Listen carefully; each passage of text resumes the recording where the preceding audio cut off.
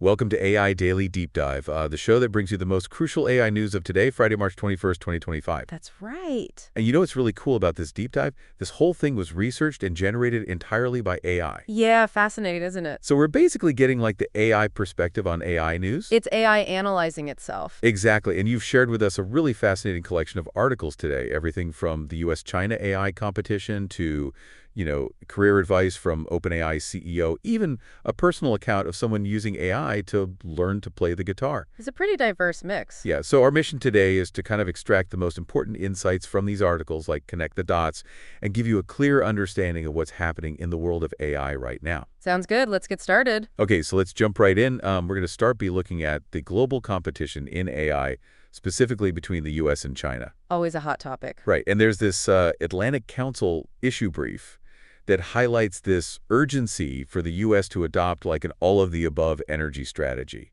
Oh, interesting to win this race. Yeah, and this brief actually mentions this claim by a Chinese firm called DeepSeek.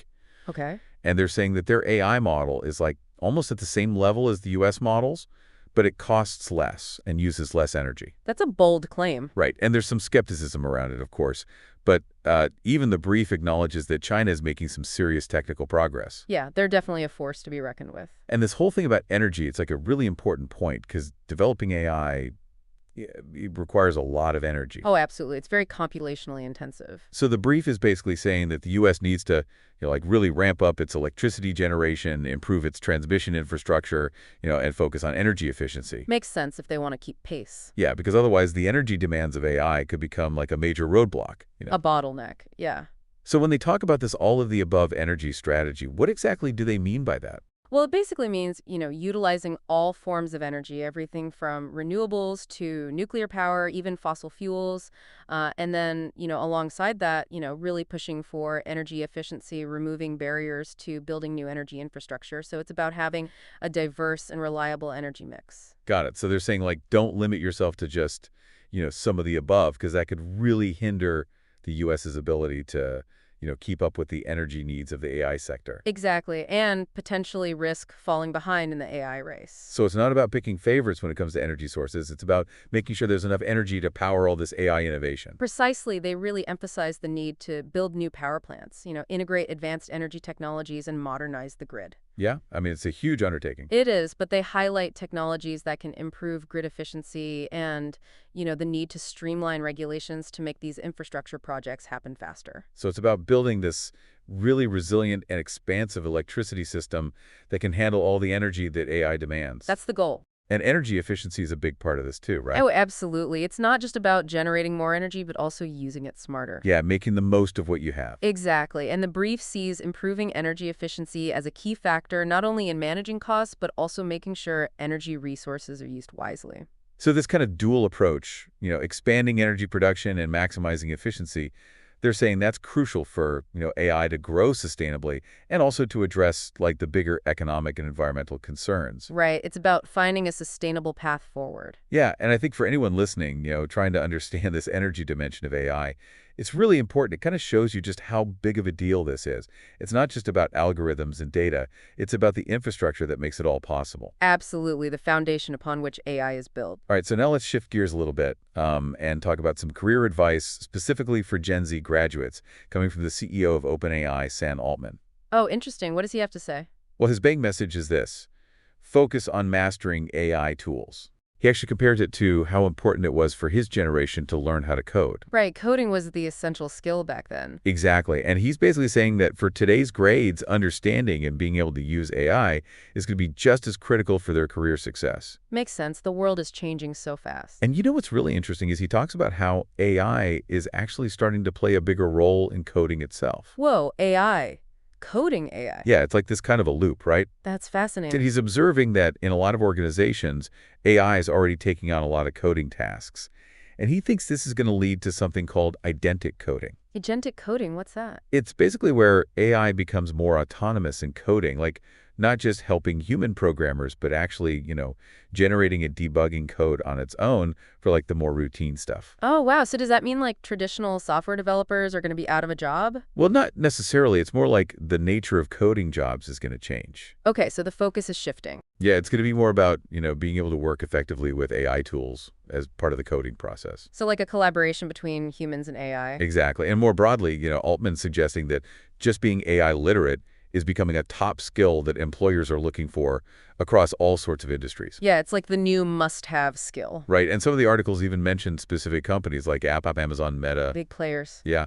And they're offering some pretty big salaries to people who have strong AI skills. Wow, so there's definitely a demand. Yeah, and research from places like LinkedIn shows that AI literacy is one of the fastest growing and most in-demand skills this year. No surprise there. But, it's not just about the technical stuff. Altman also emphasizes these human qualities that are still going to be super important. Like yeah, Like things like adaptability, resilience, and curiosity. skills, right? Exactly. He thinks those traits are going to be crucial for, navigating this job market that's constantly changing, as AI continues to reshape roles and, what skills are needed. It's about being able to adapt and learn continuously. Right. So whether you're thinking about your own career or you're, an employer looking at hiring trends, Altman's perspective really highlights, how important it's becoming to be fluent in AI, but also how valuable it is to be, a human who can adapt to change. It's the best of both worlds, right? Exactly. Okay, so let's move on to a topic that could be a little bit sensitive. Okay. It's about, the growing power of machine surveillance and how it's being supercharged by these large AI models. A little bit Orwellian. Yeah, well, the reports are saying that there's this new technology, vision language models, or VLMs, and they're like a major leap forward in machine surveillance compared to the older methods that used convolutional neural networks, CNN. Oh, okay. So what's the difference between these VLMs and the older CNN systems? So the older CNNs, they were mostly designed to recognize specific objects that they were trained on. Like if you trained it on cats, it could only recognize cats. Right, but VLMs are different. They've been trained on tons of text and image data. So they have a wider range of knowledge. Exactly. They have this broader understanding of the world, which allows them to identify way more objects and interpret, more complex scenes and situations, even if they haven't seen that specific thing before. Wow, that sounds like a significant improvement in surveillance capabilities. It is, and there are a few key consequences of this, Like what? Well, first of all, VLMs can do this thing called context-aware video analytics, so they can understand more nuanced situations and identify objects, events, and behaviors with, more accuracy and flexibility. So they're not just spotting a person, they're understanding what that person is doing and why. Right, and secondly, VLMs are making AI-powered surveillance more accessible and cheaper, which could lead to it being used more widely, in both the public and private sectors. Oh, wow, so it's becoming more widespread. Yeah, and there's also this development of natural language interfaces, which is a big deal. Oh, how so? Well, now you can interact with these machine vision systems just by using normal language, which makes them much easier to use and could also contribute to, them being adopted more broadly. So it's becoming more user-friendly. Exactly, but it's important to note that, these models still have limitations. Oh, really? Like what? Well, they can have trouble with spatial reasoning, like accurately counting objects in a scene or fully understanding, all the nuances of a natural language prompt. So there are still some kinks to work out. Right. So while the technology is advancing rapidly, there are still some technical hurdles to overcome. That makes sense. And, it's really important to recognize that as these surveillance technologies become more powerful and easier to use, it raises a lot of societal questions about privacy and civil liberty. Oh, definitely. It's a bit of a double-edged sword. Yeah, so for all of you listening, this development in surveillance tech, it just shows how quickly these capabilities are changing, and it underscores this need for us to, constantly be thinking about the society implications as these tools become more sophisticated and widely available. We need to be having those conversations now. Exactly. All right, so moving on to something a little bit more surprising. Okay. There's this recent research suggesting that AI is actually perceived as being more compassionate than human crisis counselors in certain situations. Wow, that's unexpected. I know, right? So a study that was published in the Communication Psychology Journal found that responses created by AI were rated as 16% more compassionate than those from human crisis counselors. Interesting. And how did they measure compassion? Well, they had participants rate the responses, and a significant majority, 68% of them said they actually preferred the AI-generated responses. So they found the AI more helpful. Yeah, and the study suggests that it might be because AI is able to focus on specific details and stay objective, while human counselors can experience things like emotional fatigue and burnout. So the AI can be more consistent in its empathy.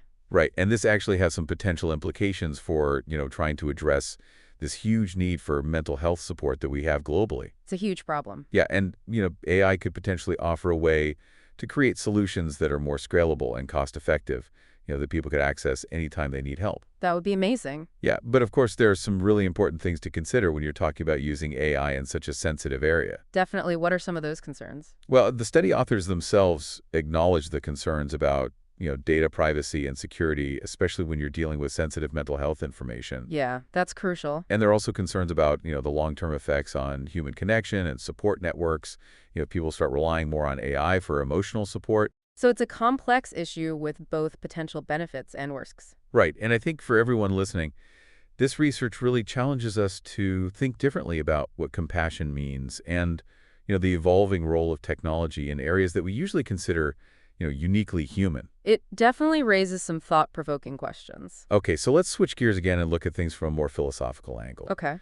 One of the articles we looked at comes from Answers in Genesis, and it explores this question of, is AI a helpful tool or is it an existential threat? That's a big question. Yeah, and they're looking at it specifically from a Christian theological perspective. Interesting. So how do they approach this topic? Well, they start by giving a brief overview of the history of AI, from the early ideas to the advancements we're seeing now with generative AI. So setting the stage. Right, and then they highlight all these ethical, social, and privacy questions that have come up alongside these technological developments.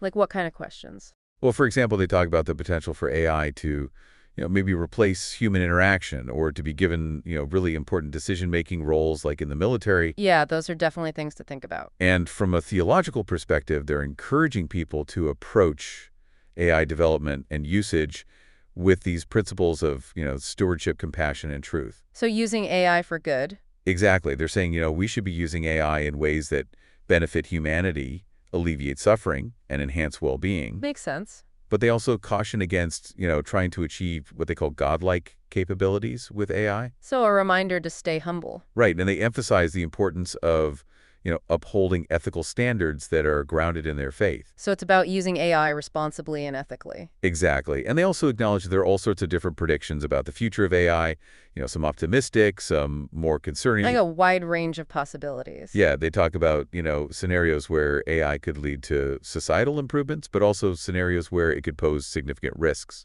So a lot of uncertainty about the future. Right, and they advocate for a perspective of, what they call cautious optimism. So being hopeful, but also aware of the potential downsides. Exactly. They're basically saying that, our understanding of AI's potential should be guided by both ethical considerations and these theological insights. So taking a holistic view. Yeah, I think this perspective really encourages us to think about the bigger picture, to think about the philosophical and ethical dimensions of AI development and not just get caught up in the, immediate technological advancements. It's about the impact on humanity. Exactly. Okay, so for our last story, let's get a little bit more personal. Okay.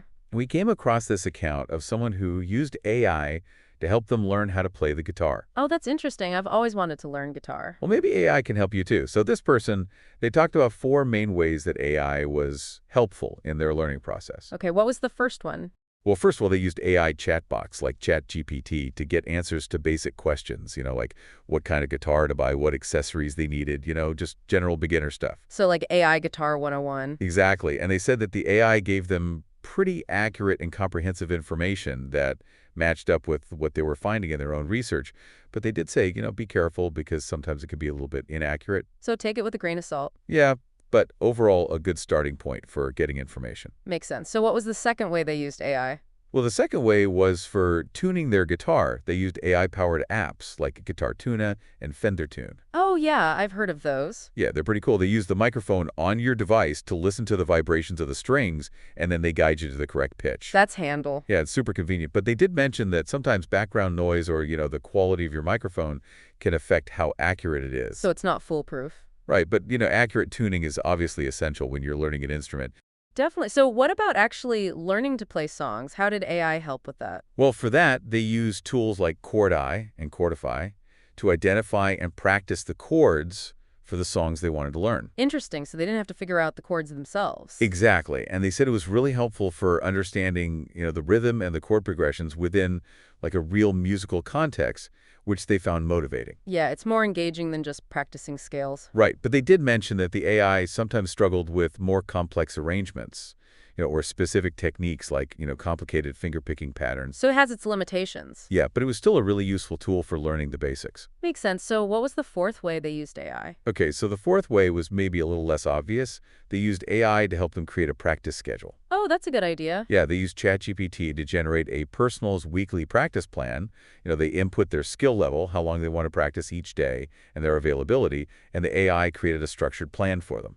Wow, so it's like having a virtual practice buddy. Exactly, and they said it really helped them stay consistent and motivated. That's awesome. Yeah, so overall, they felt like AI was a really valuable supplement to their learning process, even though it didn't completely replace, traditional instruction. So it's like a helpful tool to enhance the learning experience. Exactly. And I think this example is really interesting for anyone listening because it shows, how AI is becoming more and more integrated into our everyday lives, even in things like learning a new hobby. It's really changing the way we learn and approach new things. Right. And, maybe you can even use AI to help you achieve your own goals and, learn something new. Food for thought. Okay, so as we wrap up this deep dive into AI news, what's really striking to me is just how fast everything is moving. It's incredible, the pace of advancement. Yeah, and it's not just the technology itself, it's how AI is starting to influence, so many different aspects of our world, from global competition and, surveillance technology to even personal things like learning to play an instrument. And it's raising a lot of important questions along the way. Exactly. And I think for all of you listening, the key takeaway here is that this is just a snapshot of where AI is right now. It's constantly evolving. So as AI continues to develop, it's up to each of us to decide which aspects of these developments, we find most significant or impactful in our own lives and our own fields of interest. Right. It's about staying informed and engaged. Exactly. And, maybe even challenging ourselves to think critically about the role we want AI to play in our future. It's a conversation we all need to be a part of. That's right.